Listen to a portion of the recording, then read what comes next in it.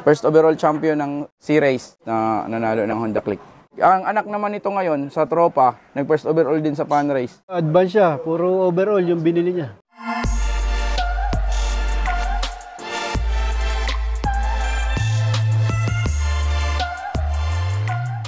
Mga kalapatids, part 2 na to, dadako naman kami sa breeding. Bali, si Sir nga ay kilala dito na namimili ng mga overall champion. So, ito po yung yung kay Chris Sikat po. Si 151 ni Chris. Third overall champion niya ng Norte sa GRPC. Kaya 151 kasi yung ring number. Producer na rin yan. Opo. Kahit doon sa kanya. Kasi sa amin dito, ito talaga yung hina nagpo-produce na mabilis. Ito naman po yung lahi ni Lian, yung sa US po galing. Yung first overall doon sa Georgia. Pigeon siya. Ayun. Ayan, first overall. Imported, mga kalapatids. Anong bloodline yan? Kay Sniper to, Hoben ata yung sabi niya sa akin. Ah, Huben, may tulin. Kaya mabilis siya. Anak niya po yung kanina, yung sinabi ko sa'yo na Falcon. Ah, yun na Falcon. Anak niya yan. Kahit may mga sugat, umuwi. Dalawang anak niya na ganun, na yung duguan na dapo dito. Dalawang anak niya na. Kaso parang Falconin ata. Dito sa lugar niyo, mukhang marami. Papakita ko yung lugar, mga kalapatids. So. Ayan, yung Mount Isarog. Ayun daw yung Mount Isarog. Ayun, yung parting madilim. Nandito nga kami sa kabundukan ng Panikwasan po, Naga City. Ito po yung Taiwan. Overall din yan? Hindi, bali ang totoong may-ari nito si Anthony Ruiz. Tapos na-acquire natin sa kanya. Ito yung nag-produce ng dalawang first overall champion sa C-Race, isa. Tapos sa South naman, sa Norte naman pala, yung sa kapatid niya naman kay Bon. First overall champion din, yung Honda Click winner. Tapos, sa South naman, apo na nito, ibon namin dito, yung nag-6 overall naman sa South. Ibig sabihin, kung hindi winner yung binibili mo, yung producer yung kinukuha mo? Ito lang yung producer. Yan. Oo, nagkataon lang kasi tropa naman. Pero mostly yung Taiwan. Para kung titingnan mo to, kung hindi mo kilala yung ibon, hindi mo i-breed kasi parang mamamatay siya pag nag-iitlog. Ganun. Hika siya, may hika.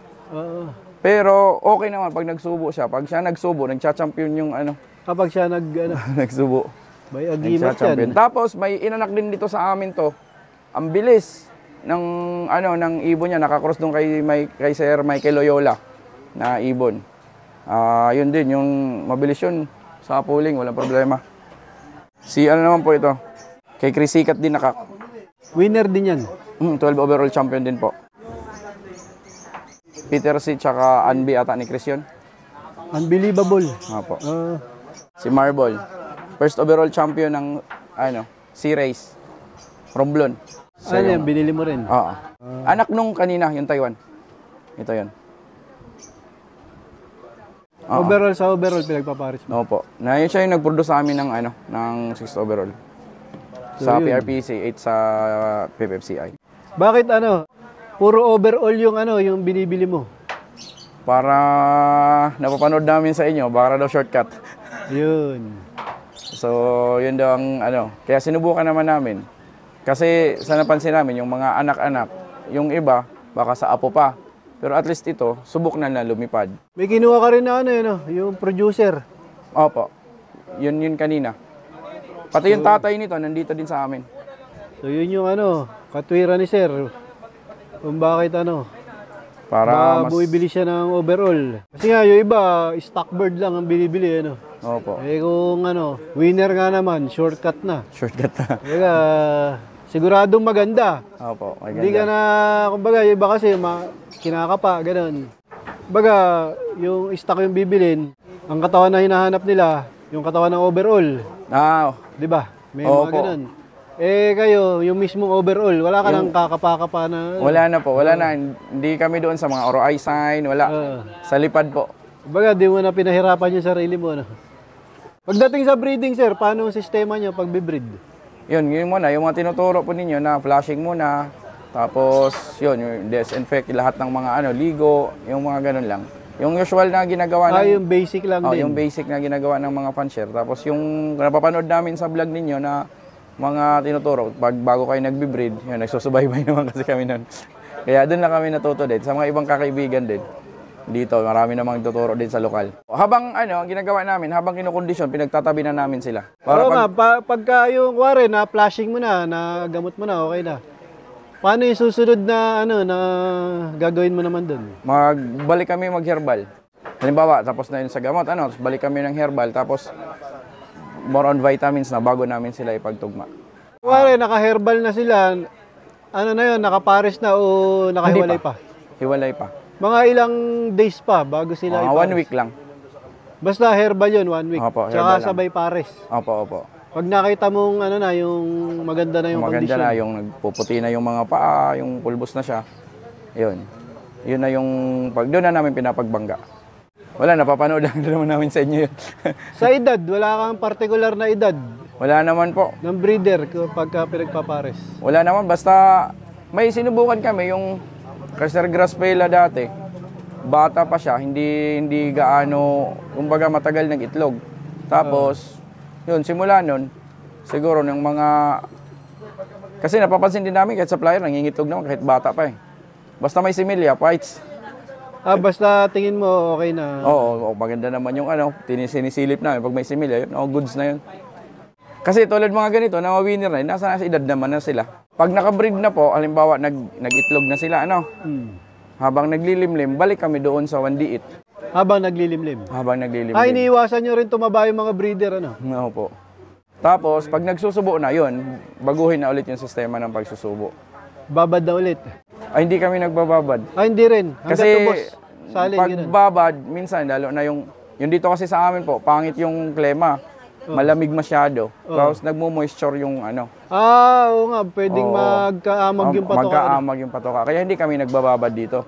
Halimbawa, tinitingnan namin, lalo na obserbaran na lang na kung naghahanap na ng pagkain. Pero grits yun, nagbababad kami.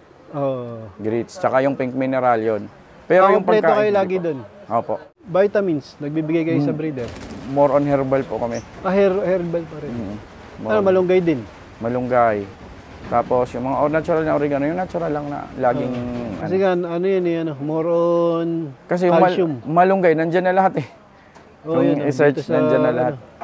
Dito sa probinsya nga, mga kalapatids, marami kaming tanim dyan, kaya walang problema. Yung malunggay, ginagawa mo, rekta na o nilalaga pa? Blend po. Bine-blend. Halos sa patoka? Pinapainom. Sa tubig. Tapos, yung hinahalo namin sa patoka, yung malunggay powder din. Powder. Ito naman po yung yung nanalo po ng kay Boon Ruiz na nanalo ng Honda Click. Winner din yan? Kapatid nung kanina po, nung nanalo ng C-Race.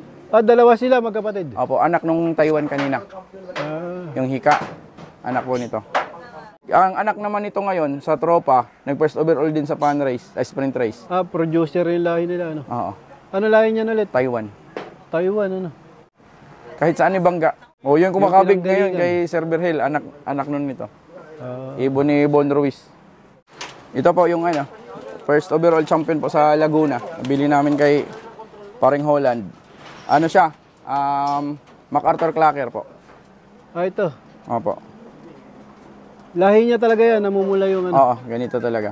Anak niya yung kanya, yung may bato. Anak niya yan. Ano bloodline? Vandenbroek daw po. Vandenbroek. Ito naman yung si Rexon. Second overall champion sa RVA OLR po. Nilaban mo sa One Loop. Super seat winner sa PHA, tsaka pulling winner din sa PHA po. Rexon Asylum. Anong sinabi ko, anong bloodline yan? Yung fate nila. Sabi ni si Rexon bago nawala. Kaya maraming salamat. Na rin yan, nag-produce na winner dito. Opo, yung 14th overall namin. Ayun, winner. Galing. Shoutout po sa Team Naga, sa mga naglalaro po sa PPFCI, sa buong Kamsor, sa mga fansher po sa Samar, kay Alfin, kay Bugto July, yung nagturo sa akin na mag-ibon. Tapos sa Quezon Province naman, sa mga Katanawan, kina Luna Brothers.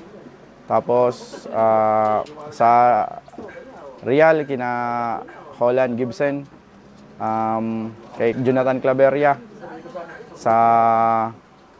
kay Sir Florante Aliling.